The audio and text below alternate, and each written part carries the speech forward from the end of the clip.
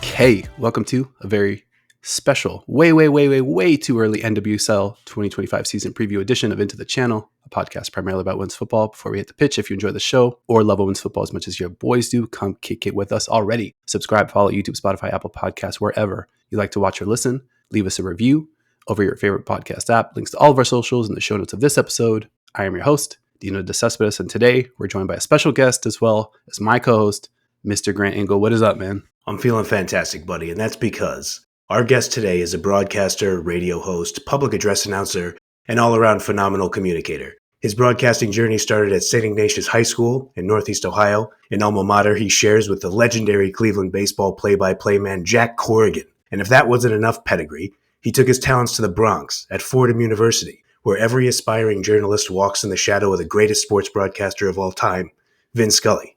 Maybe you've heard him on the call during USL matches or collegiate soccer matches. You may have heard him calling Cincinnati Bengals games in the NFL, or perhaps you've been lucky enough to hear him as the public address announcer at the world's most famous arena, Madison Square Garden. For the purposes of this show, we're focusing on his deep ties to the NWSL, where he's been an announcer for more than a decade, spanning his time with Sky Blue FC to his ascent as one of the league's leading voices across multiple networks. It is an honor and a privilege to welcome to the program Mike Watts.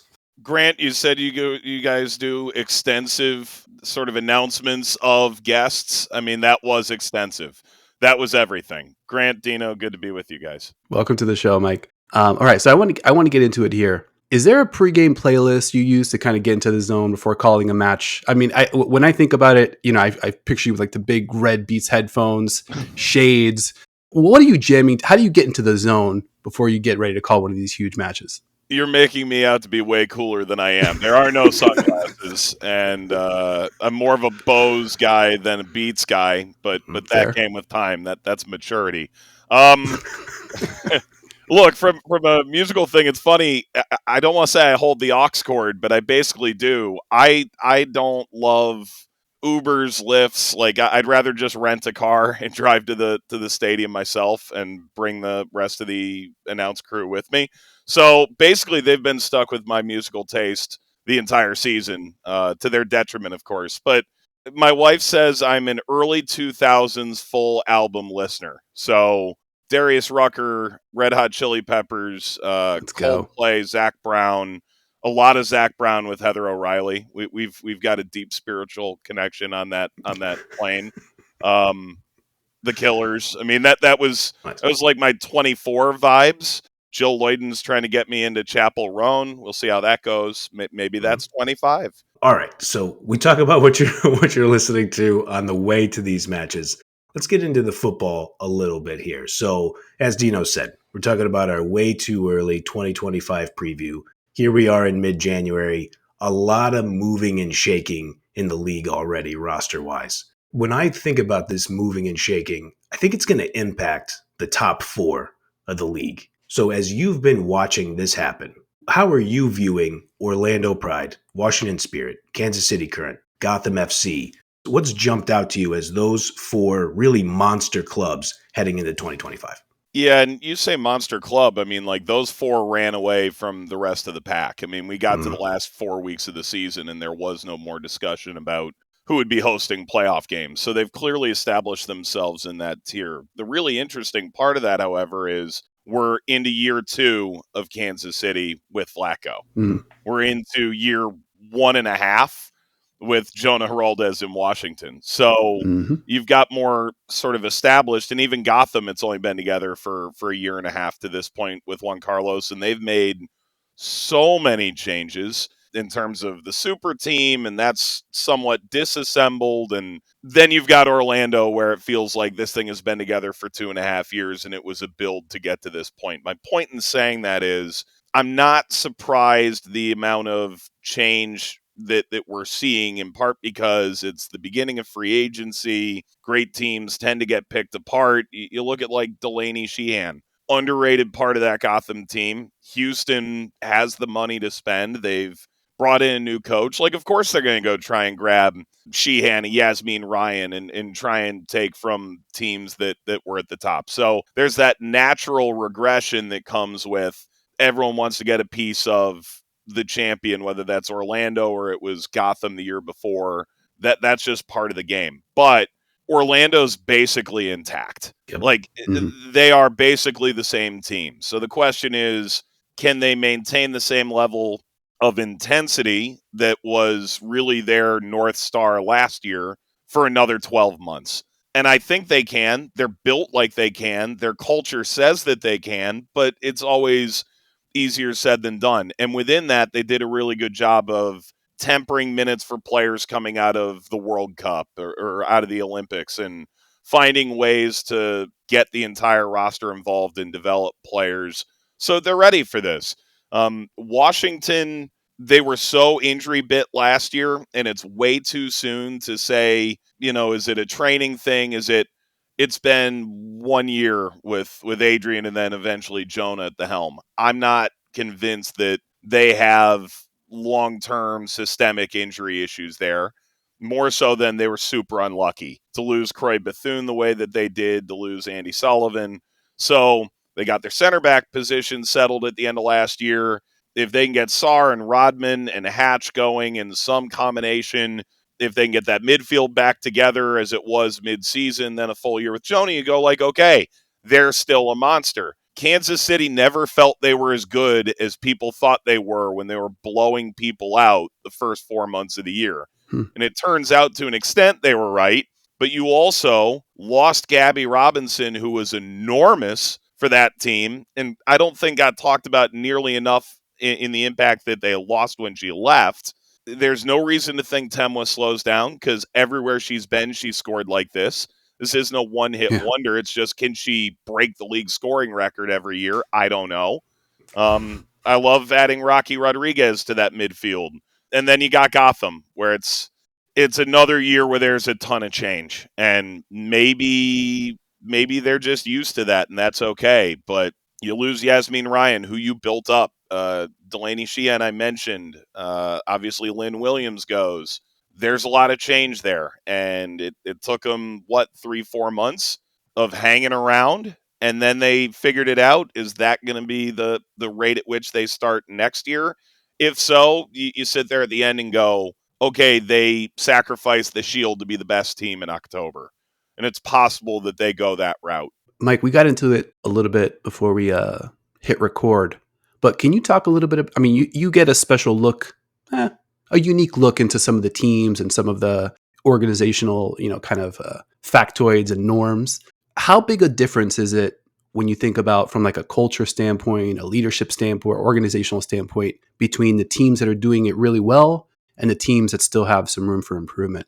Yeah.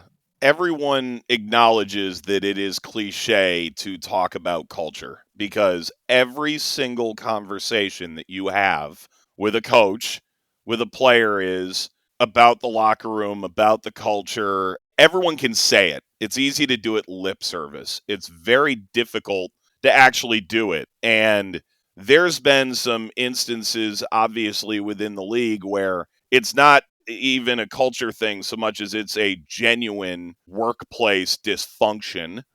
But in terms of sporting culture, we're getting to the point now, I think, where the league has matured to the point where the sporting cultures that are best are performing better now than the other teams.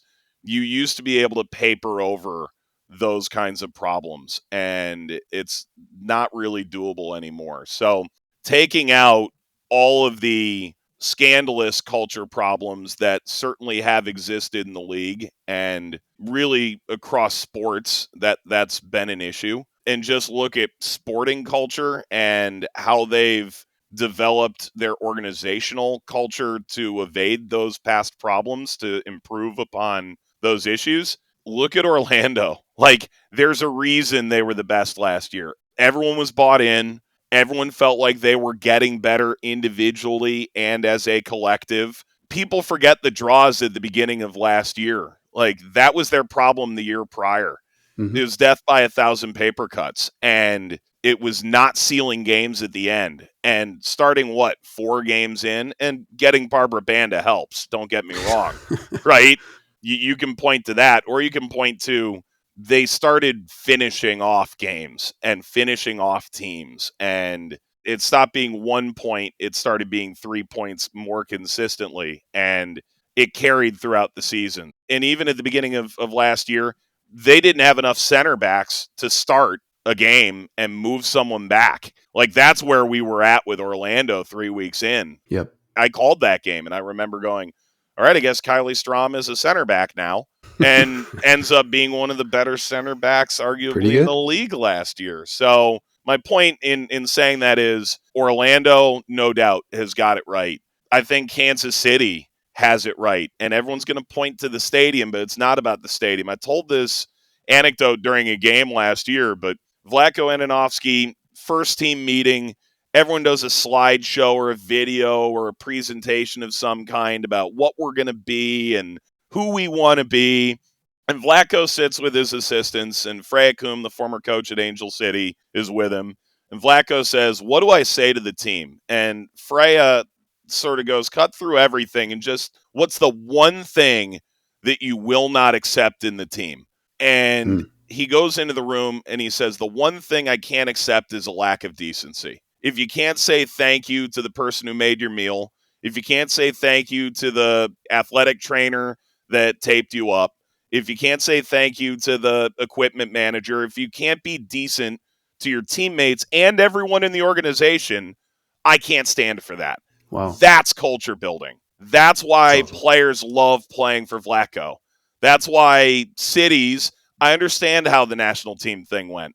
So does he, for that matter. But there's a reason the players coalesced around him when it was a really stormy time. It totally underrated the level of decency that man has.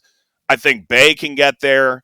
I'm interested to see what Houston is now that they've done a total reboot. Like, the people there make me think that it is possible, but until it happens there, I'm always going to be a little okay. And like, next, like, is it going to get there? But those are teams off the top of my head where I sort of go like, hey, either the culture's there already, or here's a couple teams I think might be on that path. But you could argue North Carolina, Washington seems to have it, Gotham seems to have it, and I'm going to leave teams out, but there is an element of culture wins, and it didn't always turn out that way in this league, as we all know.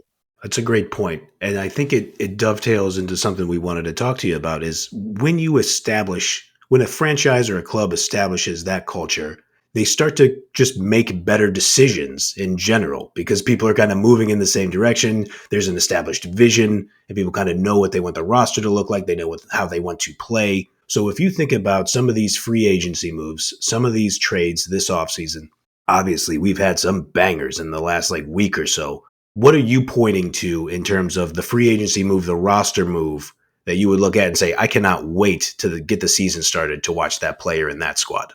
Yeah, look, it's going to be super cliche. I don't think anyone's surprised by this, but Jaden Shaw. It's got to Of be. course, Jaden Shaw. You're talking about the 20-year-old wonderkind who's probably more established on the national team than she is in the league at this Yeah. point. Like, I give Casey Stoney a lot of credit. There is no coach I dealt with more often over the last few years who made it clear, not just I'm not going to throw a player under the bus. Like, all the coaches tend to sort of understand how to stay on message, but sort of explain the development pathway of a player even when it was uncomfortable to do so. So you bring a player from club ball in Texas to the NWSL, and she blows everybody away. I mean, great futsal player growing up, and you can see it. Like, the technical ability is out of this world, and sky's the limit, and the national team takes notice, and in major tournament years takes notice. And there was still room to grow within that team in terms of the physical conditioning of going from high school to the pro level. And I think she was tough on her, but also knew that she could be one of, if not the best player in the world at some point in her life, and pushed her to get to that point. All that said, clearly, I think if your ear was to the ground, you knew something was a bit of a miss there at San Diego, not only with Casey, it turns out, but with Jaden. And I'm reading what you're reading in terms of trade requests, and so be it. You go to North Carolina, I think Sean Nahas is going to push the same buttons, but it's going to come from a different voice. And I'm not saying a better voice or a worse voice. I'm just saying a different voice and with a different style of play.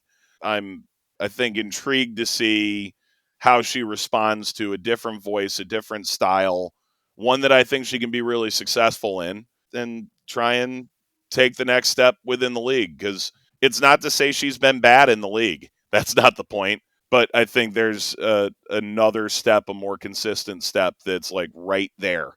And I wouldn't be shocked at all if she finds it. Yeah, I think people know Nahas's pedigree. They know what he's been able to accomplish. I mean, I think he is a highly regarded coach.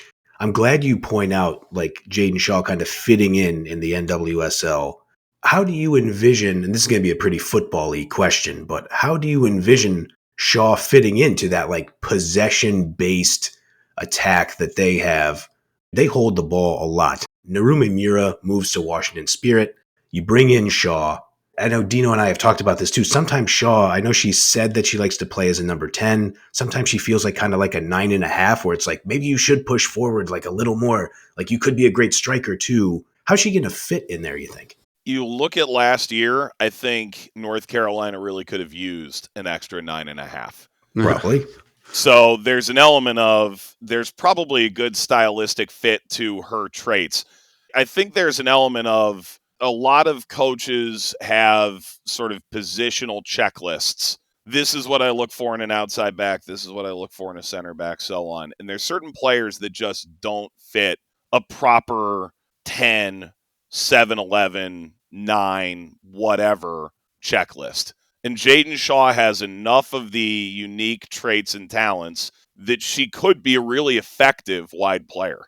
Yes. She could be a really effective withdrawn 9. She could also be a really effective 10 in a single or a double 10 situation, which is where you get into Ashley Sanchez. So it's going to be fun for Sean. It earlier this year, we were in North Carolina in May with Amazon, and I desperately wished we could take what he did on the whiteboard and put it on TV because people would have so much more respect. I think there's a certain number of people in any sport where you take a whiteboard and it goes over their head. Sure. The ball screen defense in the NBA, passing patterns in midfield in soccer, the value of two polling linemen in the NFL. Like some people honestly don't really care. Right. But there are people that do, and I wish people could see those moments because Sean's 100 miles an hour up there tactically. Really, it doesn't take long to go, this guy gets it. Go a step further, what he had to do to try and revamp everything at the Courage on the fly was an extraordinary position to be put into. Yeah. But he's also clearly got the A game up top. So I don't know. I think they're gonna I don't know that Sean totally knows. I think preseason is going to do a lot of good for them, and then I think they need to go see some live ammo in real games and find out how that works because they've got a couple of talents there that do not fit the exact standard boilerplate style in obviously Sanchez and Shaw, but other players too. It's not going to be cookie cutter. I know that.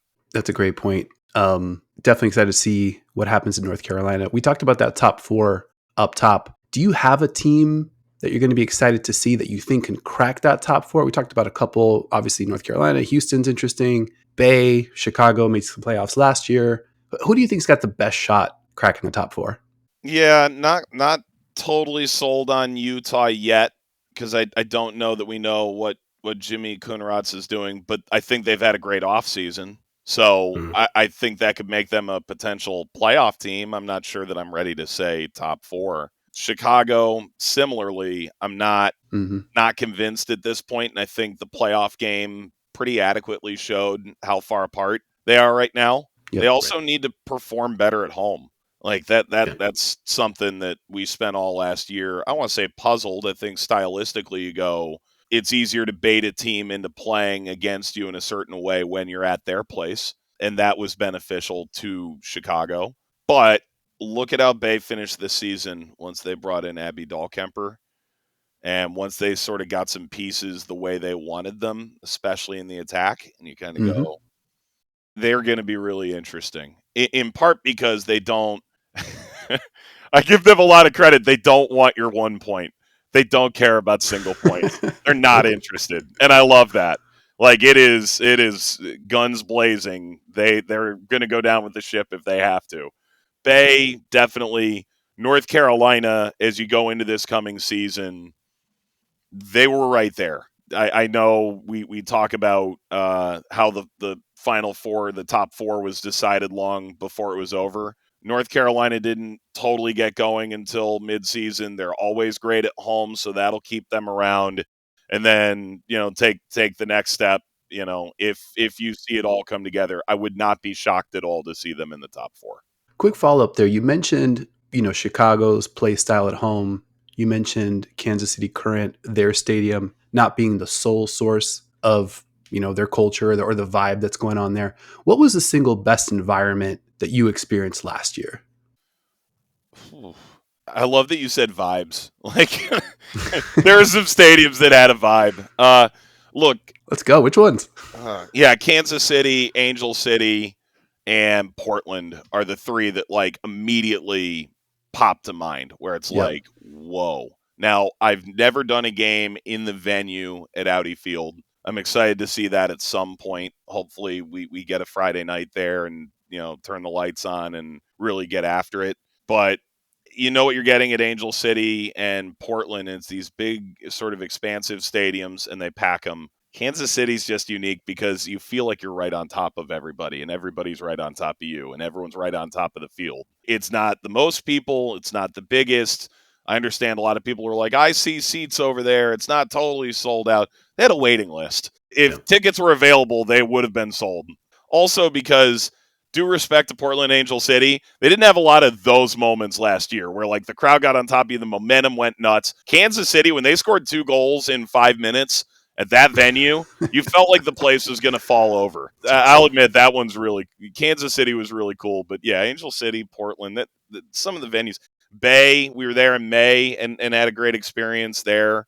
You talk about the crowd gets into it. The vibes kind of build up, the momentum starts to get in favor of one squad. These matches, what I love about the NWSL is it seems like the match can turn by one of the superstar players just like kicking it into super high gear. So I'm going to put you on the spot again. Dino asked you about the best vibes, the best environment that you've encountered. So you mentioned teams like Kansas City with Temwa Chewinga, Rachel Kundanaji over in Bay FC, Trinity Rodman over at Washington Spirit, obviously Barbara Benda in Orlando. If Mike Watts had to pick who is the best player in the NWSL, pound for pound, who would you choose? Oh, wow. We ask the hard-hitting questions here, man. You always do. I know. The best player pound for pound in the NWSL is actually still Naomi Girma.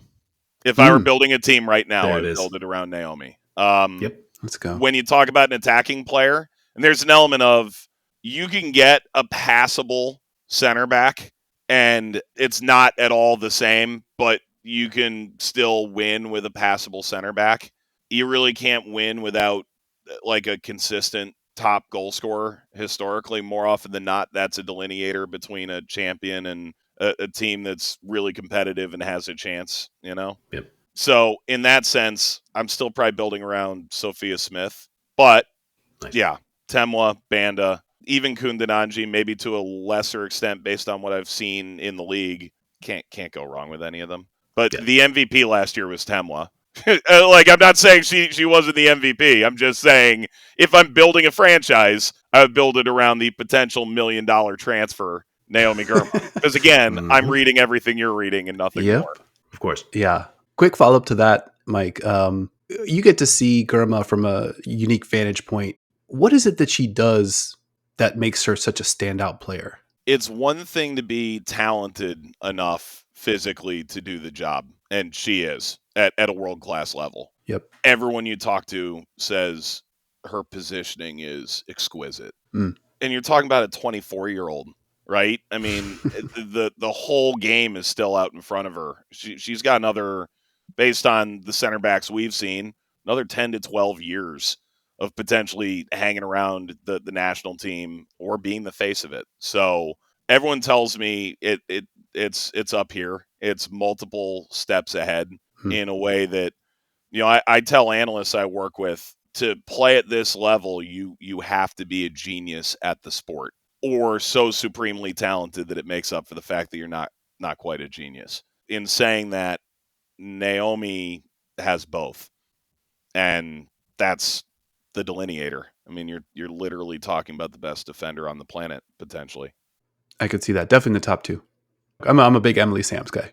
But obviously Germa, incredible player. And I think maybe was a little bit of a victim of, a little bit of disorganization in San Diego.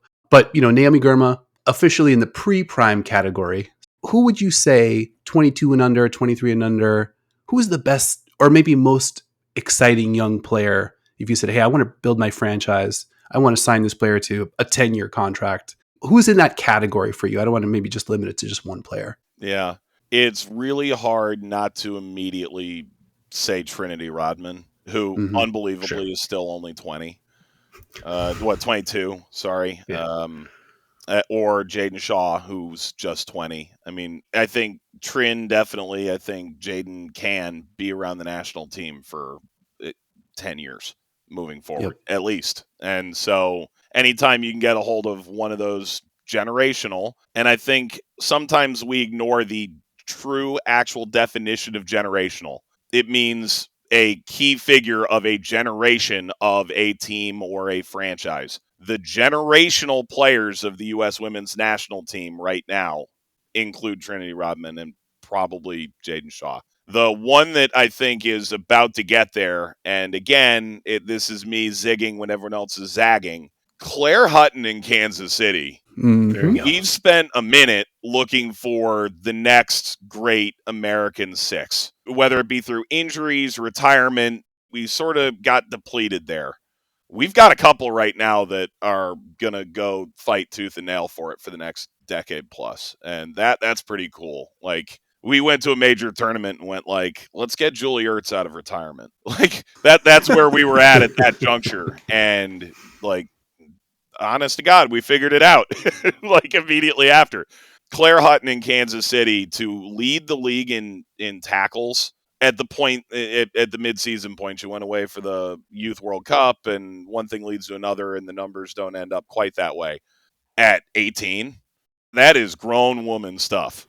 Like, Mm-hmm. I am super excited to see her development, and she could be that player, and that's why I throw her in there. The other part of it is the college game is changing so uniquely. We're going to see more and more 17, 18-year-old youth international players that get scooped up through the under 18 initiative, or now that there's not draft, choosing their destiny moving forward. So there's a high likelihood we may not even know who the best under 23 player is in this country right now, because they're about to get there. Totally fair answer. I would be remiss if I didn't mention. So, to give you a little backstory on this podcast, Dino and I started it last year specifically to cover the UEFA Women's Champions League. And obviously, one of the players who jumped out to us right away covering that tournament once it got to the group stage last year, Lily Johannes at Ajax. And so you talk about, I don't know, is Lily a 6, an 8, a 10? Could you just put her anywhere? Could you just close your eyes and point to anywhere on the field and she would be incredible? I think she is one of those players where you think about the depth of talent in the midfield now.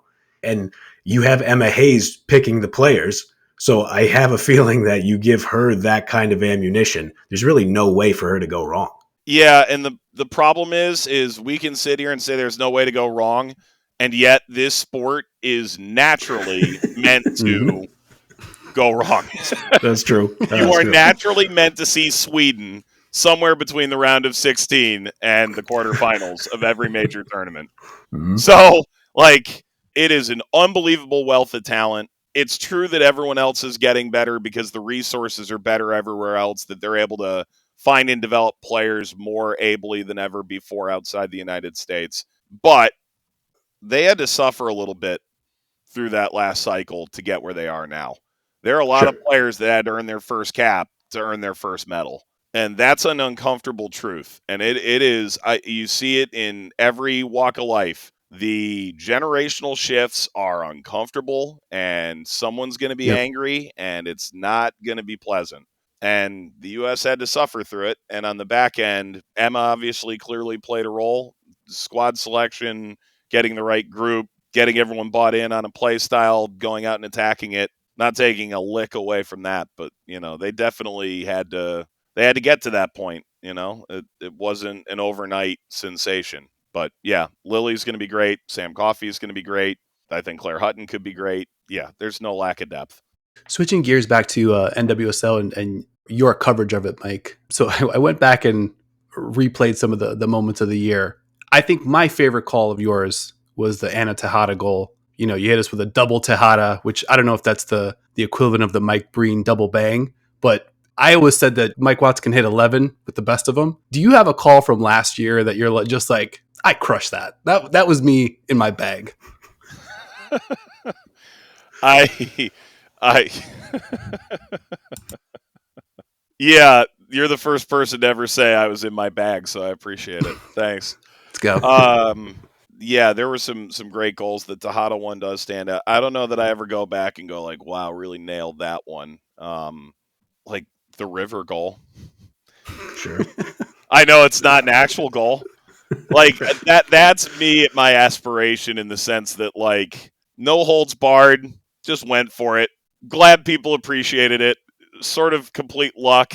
Did not think about it going in. Remembered that we had been there a couple weeks prior and everyone's talking about when are we going to get the River goal and when's the ball going to hit the River and who's going to do it. And knew it didn't happen since because I had watched the games. And so it never crossed my mind until the ball sailed over the concourse, which is why Lori was laughing so hard about it, I think, because neither of us were thinking about it. That's one where I kind of look back and go like, yeah, that's me. This guy. That's me at my best. The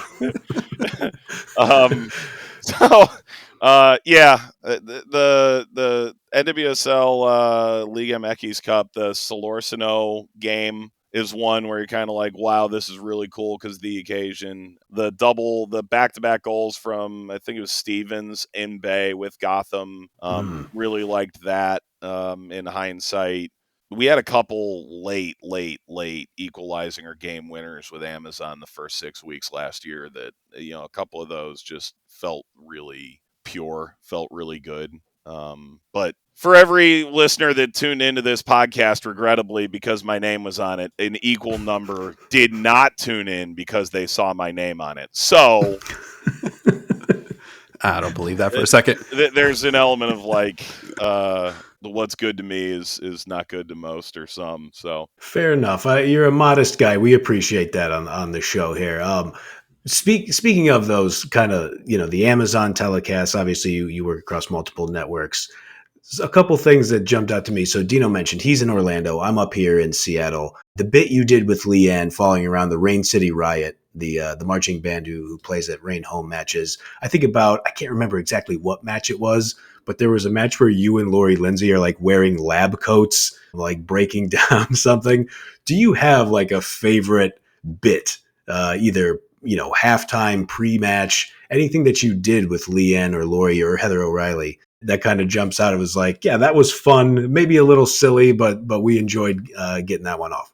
Yeah, that was one of the really cool parts of this was that there's no stupid ideas, I think, ethos to how we went about that coverage this year. Obviously, Leanne like dancing with the Rain City Riot was awesome. I regret that the back of my head was shown in the rollout of me dancing with the Rain City Riot because I think it showed everyone what TV typically doesn't, only seeing from the front, which is disappointing in its own way. The lab coat thing was funny because Lori and I don't know that we really vibed with it, to be honest. And it was JP Della Camera the following week who's just like out of nowhere just goes, the lab coat thing. That was hilarious. And I'm like, okay, glad that stuck. Yeah, the two things that I would add to that, the TST bit that we did, Lori didn't invite me to be on her TST team. The fact Leanne and Kalia so perfectly played yeah, Mike, you tried really hard and we appreciate it. Like the fact they offered analysis and they hadn't seen the tape yet. So it was just like, imagine me playing soccer and then record 10 seconds of you saying I can't be on your team. And they played that beautifully. Lori arrived at 10:30 or 11 in the morning in Raleigh for this game in North Carolina. The TST tournament is a couple weeks away. Lori obviously playing with the U.S. national team alumni. So my director, Eric Faulkner, I go, hey, can you bring your camera ahead of time? And can we just record my reel of why I should be on Lori's team? Lori did not know until we aired it that had ever happened. She didn't know it existed. And so that's one of the funniest things to me is that we were able to sort of keep the bit alive within our group long enough that we could surprise Lori with it so that she could say I sucked at soccer. and really mean it. Yeah, that was cool. And the cooler bit, because we had obviously Casey Stoney and Laura Harvey in a game, the two coaches who sit on coolers. The fact Lori and I got to do that so early in the year, I think, was one of those tempo setters. And the funny thing is, I had a bit in mind and I pitched it. And Betsy Riley, who was producing that week, was like, I don't want to say she said I could do it better, but she made a script. She made an honest to God script. And it was so much better than anything I had imagined. And so, I appreciate it. It's all hands on deck with this stuff. Scott Carpin thought of the lab coat bit. Okay, let's get in the lab and talk about what the U.S. national team is thinking about ahead of the Olympics. All right, you've got the cooler bit, but I can do it this way. We also sent a cooler in Seattle to the fish market to catch a fish, and no one made a comment. We ran it out of break in Seattle one week because everyone does it. Oh, we sent Ken Griffey to catch a fish. No, we sent the cooler. And no one commented on it, and that killed me. We actually had to expense someone's shoes because we sent them in Louisville to a farm to go watch horses kick a ball. There we go. And in Orlando, we sent a person out in the mud to bring a soccer ball to two goats because we had Alex Morgan and Marta. Let's go. It's the little things. Love that. That's inspiring stuff. Yeah, you got my wheels turning. I think, Grant and I are just here talking to each other like a couple of basics. Is it Mike, is it too early? Have you started to think about your official 2025 season predictions, for the Shield? Or it's super early, but yeah. At what point do you kind of start wrapping your head around that and say, I'm going to put my name on this prediction? So I'm pulling the curtain back on everybody here. We are recording this on January 17th, the year of our Lord, 2025. Most teams still don't even have a full roster. Preseason hasn't started, haven't spoken to coaches yet. Everyone just sort of decompresses, especially, you've got the futures camp that sort of drags people away for a little while, and I'm working on other stuff in the off season. You guys sending me the link to this was my trigger to go start working on boards for next season. Love it. I sort of got a peek at the format yesterday, and I sort of went all right, I've seen everything, but I haven't amalgamated everything. So that process starts, really now. The top 5, I think will probably still, in some form or fashion, will make up at least the top 3 at the end of the year. In some order, would be my guess. I don't want to say I saw Orlando winning a double coming or being unbeaten for 24 games. That's a lie. But I did see something of this ilk coming. There's also a reason. Grant, you were like, hey, let's get you on the pod. Was it September that you reached out? We could talk about awards and I'm not a hot take artist at all. That's not my gig. Sure. Names, numbers, stats. I watch enough film. I don't think I'm ignorant, but I hate that this is part of players' contracts and a bonus for this. Most of the people who vote don't know. And if they know one team, it's because they don't know the other 29 because they're covering the one team. And that's totally fine. But I don't love award voting. None of that really does it for me. The only time I like it is when the players vote because they know. They saw everyone home and road, and maybe you throw up 2 stinkers against a team, and everyone goes, not as good as we thought. But on the whole, if you're that good, enough people saw it, you'll get the votes. So no, I'm not. I haven't really prognosticated yet. But but I'm sure I will, and then I'm sure I will shut my mouth and keep it to myself. That's Fair enough. That's fair Grant, play to you. Go ahead. let me. I have a quick follow up. Real Yeah. quick. Quick follow up, Mike. You mentioned Orlando's unbeaten run. We talked a lot about that last year. Obviously, I'm down here covering the Pride. How big an accomplishment was it to raise the Shield undefeated? I mean, it just seems unfathomable. Even when you think, I mean, I was there, saw a lot of it firsthand, but that level of accomplishment in a league with this much parity, you raise the Shield undefeated. You then finish you finish the mission, taking home the double. How big an accomplishment is that? Was that? We've seen it before, but the league has changed so much in the last 4 years. The amount of international talent, the overarching sort of improvement in the league, the dissolution of allocated players. You could argue it was even tighter back in the day when Seattle ran away with the Shield in 14, when North Carolina was winning doubles. You can also say Orlando just pulled away from everybody, and they did. Like it once they beat Washington with maybe 5 weeks left, the Shield race was over. It was just when they were going to lift it, and that's pretty remarkable. I had their game in Portland that they lost, their first loss of the year, and I went into it and I said to the production team leading into it, Portland's going to win tonight. Portland was more desperate. I didn't think Orlando was fat and happy, like that they had eaten enough. Like that's not their ethos. But Phoenix Rising and USL won 20 games in a row. Not unbeaten. They won 20 games in a row. And then they crashed out. And I spoke to their coach at the time, and he goes, everyone's running an average of a mile to a mile and a half more per game than they did in past seasons. Wow. That's desire. That's understanding history. That's also the weight of it. So I haven't spoken to Seb or Haley or Giles or anyone there about did you run more, but I bet they did, and I bet the weight of that, they had that lull, and you saw the players go, please give us a little bit of grace. What you saw has never happened before. It may never happen again, and that there's that everyone took a breath, and that's okay.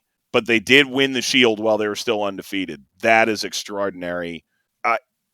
I don't know that we'll ever see that again. The league's too good. This isn't Barcelona and the other guys. This isn't Leon and the other guys. This is the NWSL. It's literally built to not allow that to happen. American sports are built for that not to happen, and it did. So, Wild. yeah, one of a kind. And we lucked out. Amazon at the beginning of the year, I'm like, all right, I had the win the last day of last season that ultimately kept Orlando out on goal difference. And I could have told you they're going to come back even better. Like this is a huge ascending curve.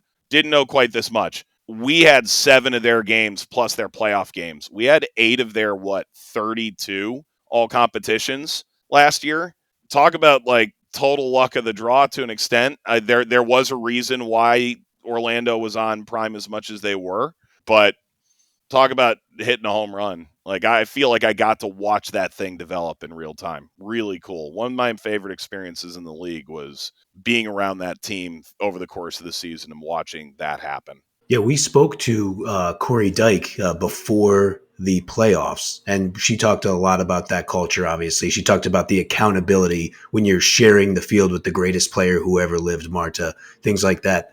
I'm glad you mentioned that match against Portland that you were on the call for. That was one thing that I had flagged prior to this. Haley Carter just had so many smart things to say after that match. Like you said, just listening to the players and saying, look, we got to give you guys some rest as we ramp up for this playoff run. And as your fellow Ohioan would say, Brian Windhurst in the NBA, when you lift the trophy, you never have to apologize for what you did. So yeah, they didn't have the invincible season, but they win the double. And that's on the strength. We talked about culture at the beginning of this show. That's on the strength of Seb Hines, Haley Carter, and all the players who bought into that mentality.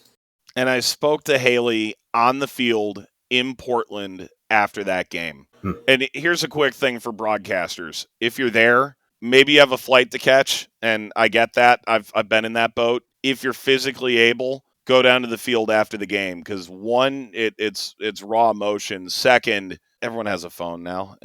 I don't ever want to be the one caught shrinking away from something I say on air. If I'm going to say it on air, I'll say it to your face.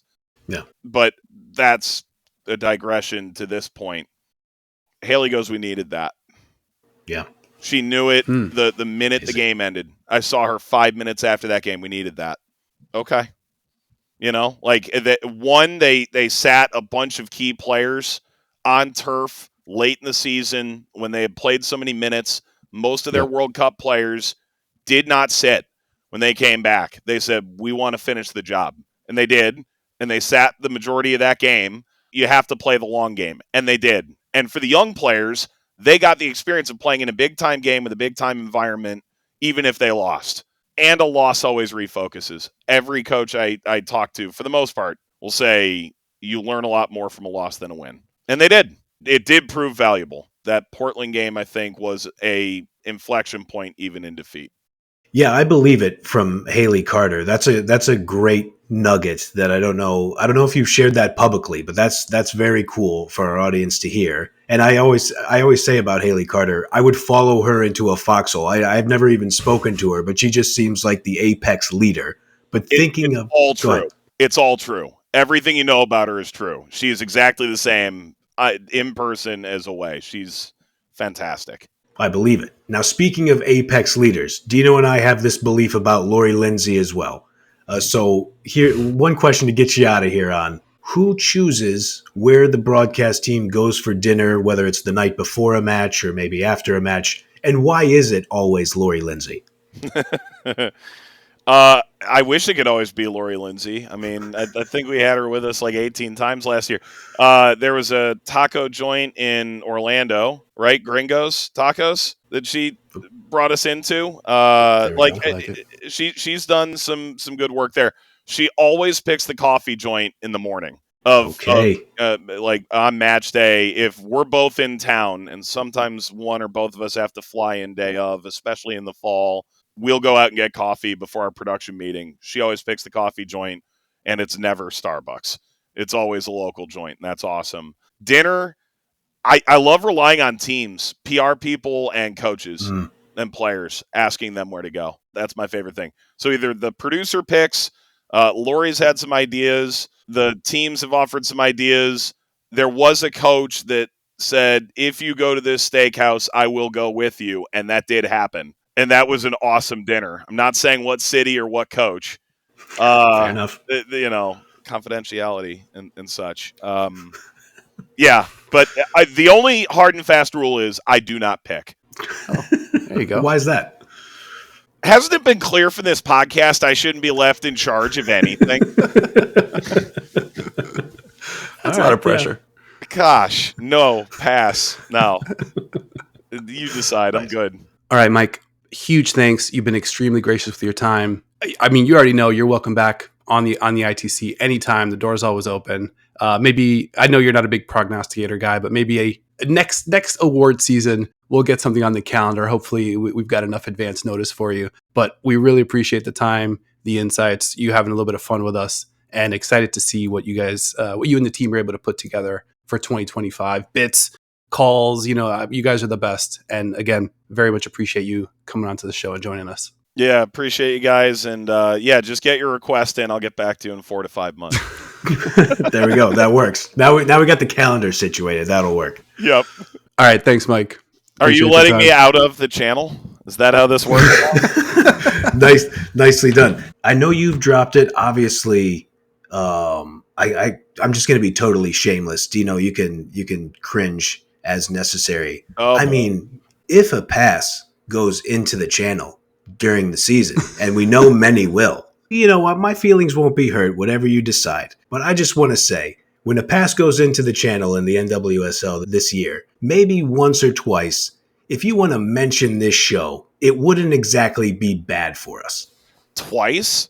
Now we're talking about twice? Grant's over here asking for multiple plugs. This isn't payola.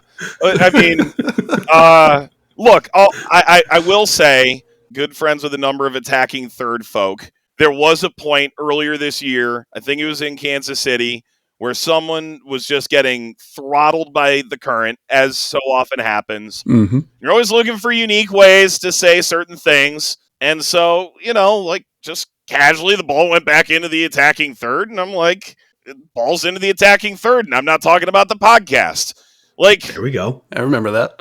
There's a way in which to potentially see the ball go into the channel and get a similar setup. Happens all the time. It does for certain teams. In fact, happen all the time. And so maybe twice all you're right. getting greedy. Once you're probably. shameless, twice you're greedy. We'll settle on once. That seems like a fair a fair landing spot. Mike, you're the best. We'll see. We really appreciate the time. Doors always open. Happy to have you back on next season once things get rolling here. See you in 5 to 6 months after you place your order. Can't wait. Sounds good, Mike. Thanks for hanging out with us. Okay. Our guy, Mike Watts. Hell that yeah. was fun. What'd you think about that? Yeah, super good, dude. Really generous with his time, knowledgeable on every team in the league. I mean, there's a reason he's one of the voices of the NWSL, man. So it was super cool of him to hang out with us. Big thanks to Mike Watts. Quick programming reminder, in the coming weeks, we'll be checking in on our favorite Champions League teams over in Europe. We're also going to be tracking all the player movement in the NWSL. Hopefully there's a little bit, some more storylines to come, as well as any big European moves. And February 7th on YouTube, your boys will be live immediately following the UEFA Women's Champions League quarterfinal draw. Be sure to subscribe and mark your calendars for that. All right, man. Anything else you want to hit before we get out of here? Nah, man, I think that was it. I would say that was an expansive interview, and I'm looking forward to the NWSL season even more after that. Let's go. Yeah, what is it? 7-8 weeks away? Can't wait. Almost there. All right, man. I think we did it. It's been another episode into the channel. Thank you for watching, listening, following, liking, subscribing, commenting, just plain hanging out with your boys. Remember to like if you liked, subscribe or follow into the channel, YouTube, Spotify, Apple Podcasts, wherever you like to watch or listen. Leave us a review over your favorite podcast app. Links to all of our socials in the show notes of this episode. And I do mean all of our socials: X, Twitter, Instagram, YouTube, Threads, Blue Sky. Your boys are out here. So connect with us. We want to hear from you. We love hearing from you. And a big thank you to my co-host as well, Mr. Grand Angle, for being my favorite Ohio guy. Damn it. Let's fucking go. I appreciate you, bro. Likewise, buddy. Thanks for being my favorite Florida man. Obviously, no negative connotations with that. Appreciate everybody for watching, checking us out. Always dropping knowledge in the comments, and we will see you all next time.